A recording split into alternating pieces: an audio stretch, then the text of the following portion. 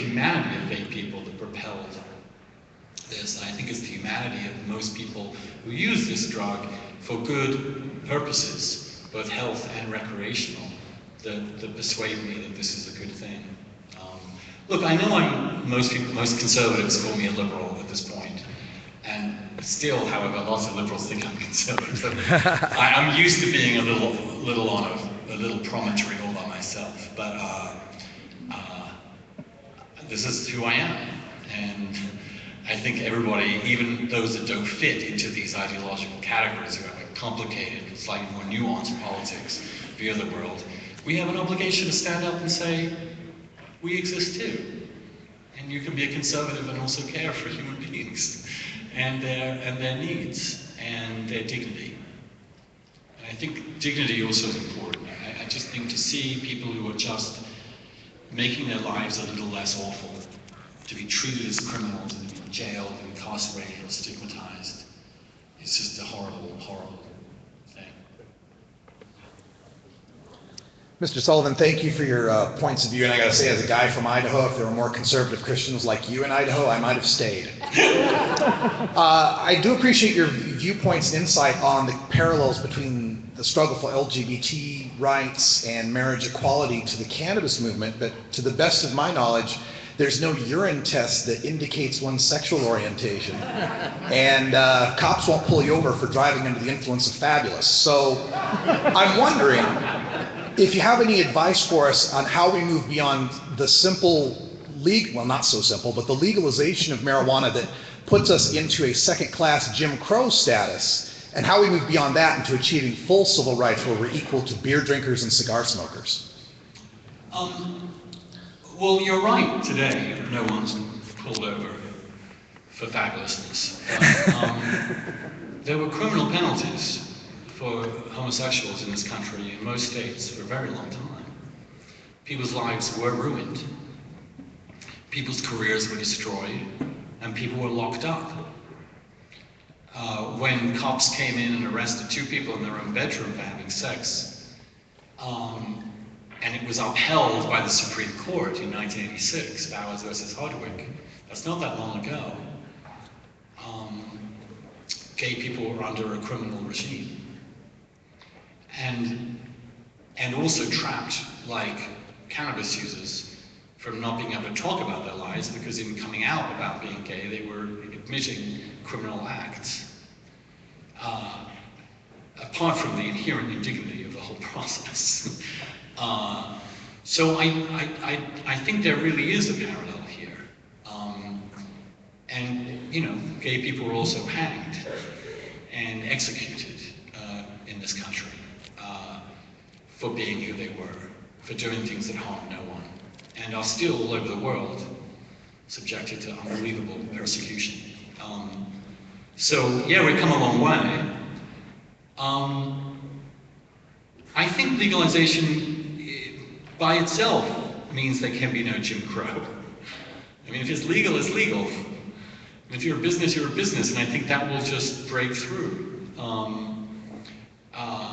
I think of medical marijuana in a way as the civil union stage of this movement.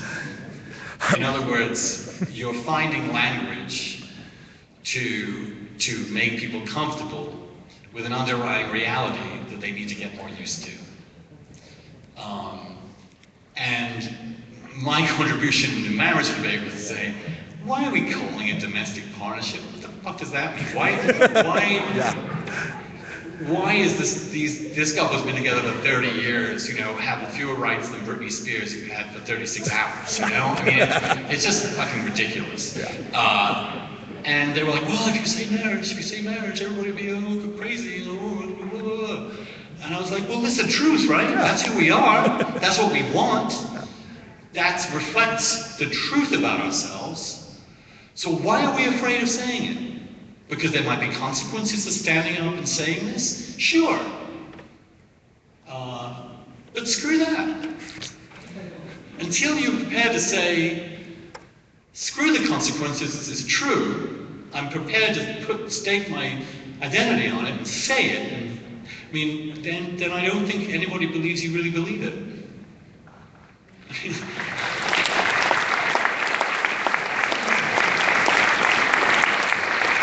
kind of break out of the defensive paradigm in which you're constantly asking to be forgiven or allowed or permitted, to saying, no, this is what we bloody well want, and you tell me why it can't work, and what's wrong with it. And I think that's where we are with legalization. And I do think the medical marijuana and federalism did exactly what civil unions, domestic partnerships in the states and cities also did, which is they were an incredibly important way to keep the door ajar. And the light that comes in from that ajar door suddenly has its own logic to open the whole thing. And I must say, I'm also one of these people that really wants it to be a really great, I want there to be fantastic choice for people who want to consume this. I want there to be all sorts of methods of delivery. I want there to be all sorts of brands. I want this to be a high-tech, energized business. And I mean, I'm not one of these people who thinks, oh, it'll ruin everything, because the sense that, oh, it was so cool when it was illegal, and growers are so mellow, and it's all big corporate, and blah, blah, blah, all that stuff. No one's forcing anybody to corporate. You can still be what you want to be. You can grow your own whatever, and you can consume whatever you want. Just as anybody who's gay doesn't have to get married. They can still have countercultural relationships. They can do what they want. They can have, you know, thruples, quintuples, whatever they feel like. But no one's preventing anybody from being countercultural.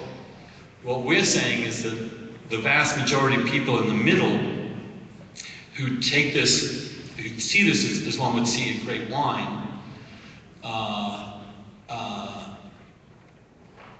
they also have a role to play here, and there's no reason why it shouldn't be a totally mainstream adult industry with all the fantastic varieties that American capitalism can do. You know, I mean, I love American capitalism. I think it has achieved unbelievable, miraculous things. And I want to set it loose. I want to let go of the reins of this and let it find what the market will want, and let it adjust and adapt and evolve. And when I'm an old man, I want to be, you know, I want to have a relationship to it the way that very old and experienced wine critics have of various varieties of wine. I think that it should become a sophisticated, interesting variety of options, from your Starbucks to your cold pulled Japanese coffee to whatever. Yeah. And also, come on, if society makes caffeine legal, cannabis is this essential balance. Yeah. You get up with one, you go to sleep with the other, right? And it's a very natural thing. Both of them occur naturally, although cannabis doesn't require quite as much processing to actually work. And I think once you talk about it in terms of caffeine or alcohol or wine, and alcohol, I think talk about it as wine. Yeah. Because wine is as varied and as distinguished as this stuff. And I think it'll also, you know, I think don't underestimate the impact of the very rich in this country having a stake in this too. They want their part. And they want it to be really, really, really, really good. Should we have time? Do we have time for more? One more. Hi, Andrew. Thank you very much for this excellent talk. My name's Mickey Norris, and I'm a cannabis consumer. And I'm out of the closet, and I think that's one thing that we have learned from the gay rights movement, is to really attain our equal rights. We have to come out and change the image of who we are and stand up for our equal rights. To me,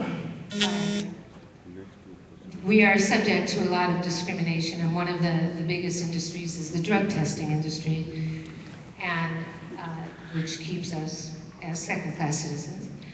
And I wanted to have your insights on how do we fight such vested, powerful interests as the drug testing industry that is profiting off of our ready supply of urine and hair and saliva and everything. and also the prison industrial complex that still is vested in this. I think those are, first of all, I want to say how much I admire what you're doing, who you are, what you're testifying to. I do think that's the essential ingredient for the success of any social movement, is that individuals take risks with their own lives to promote it. First of all, I just want to say that. You rock. Secondly, I think you're right. I think that would be a Jim Crow in a way, if you were given this freedom, but then had also ultimate penalties, civil or business or economic. Just as, to use the gay example again, you could have gay marriage but still be fired from your job for being gay. In fact, in many cases now, because you get married, you get fired. If you work at a Catholic school or anything, if you're on the down low and don't say anything, then no one minds. But if you actually say, I'm going to commit myself to another human being for the rest of my life, that act of responsibility is regarded as a reason to fire you. And you're absolutely right. I mean, the vested interests in this are quite deep. I think that the vested interest economically with like the drug testing industry is counterweighted by the economic benefits of this legalization. And I think the understanding that this is a different kind of drug. And I think if we legalize it, then I think that stuff will eventually be regarded as, no, you're not testing our urine for that. It's off. That's off the things to be tested for. Like, you're not testing this for how much alcohol we've consumed. We're not testing for how much nicotine we've consumed. We're not going to be tested how much THC is in our bloodstream.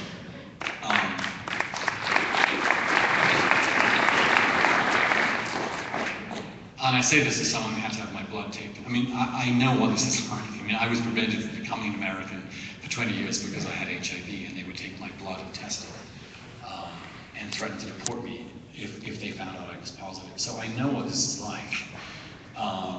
They also take a urine to get a green card. The prison industrial complex is another brute force. And I don't think that this movement is powerful enough to really end it. But I do see signs, and again, I see welcome signs on the right, on the sane right, of unwinding this appalling level of incarceration, which is just logarithms higher than any other civilized society.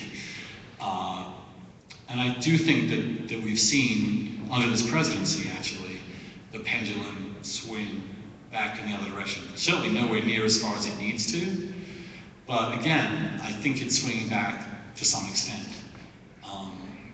And, you know, the president gets a lot of crap from a lot of people. But I'll say this about these two issues, or these several issues, is that I think when people look back at these 8 years, they will see that in these 8 years, certain very profound social changes occurred. And they occurred not because he led them necessarily, but because he presided over them and didn't fuck with them. Yeah. And presidents don't get enough credit for things they don't fuck with. They always get credit for things they fuck up, or, you know, like starting wars. But the things they don't do, inevitably not things they get popularity for, but over the long game, the long haul, I think we've seen a profound shift. And certainly if you look at generationally at the future, we see that the younger generation, the millennials, are so overwhelmingly on our side on a whole range of these issues, and that they've come of age in this era. And I'm hopeful that we'll make some progress on that. It'll be fitful. And I think it's also worth noting that in the marriage movement, we had terribly dark years. I mean, we had amendments banning us in every state. We nearly had a federal amendment banning us from getting married in the Constitution. In 2004, the issue probably won George W. Bush the election. I mean, there were backlashes. And I think it's naive not to think there won't be some eddies and backlashes in the future. There won't be some moment of panic. There won't be some restoration of prohibition that These things are rarely linear. But at the same time, the ultimate direction, the ultimate destination is very much in sight and clear. And I think you have to keep that in mind and not give up when things get rough. Happily, things haven't gotten too rough so far, and we'll see where they go. But yeah, it's part of other bigger, more complicated questions that I think will have to be chipped away at bit by bit. But I do think that as an exemplar of a responsible, regulated business drug use, I think that itself will begin to unwind the use of cannabis as a way to incarcerate and immiserate so many human beings in America. Well, look, thank you so much. It's a great honor to be here.